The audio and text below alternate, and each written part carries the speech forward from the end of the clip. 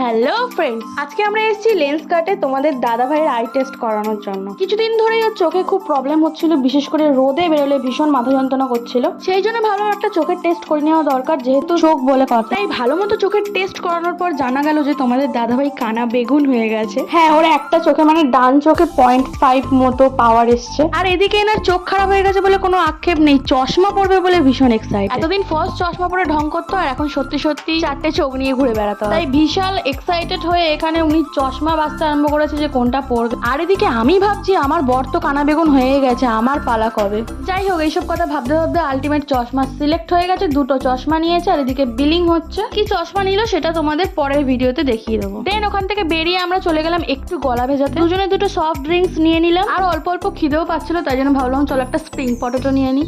রাস্তায় বেরোলে এই একটা সমস্যা, দুজনের মুখ কখনো বন্ধই থাকে না। তারপর খাওয়া দাওয়া শেষ করে বাড়ি চলে গেলাম। তো আজকের মতো এইটুকুই, দেখা হচ্ছে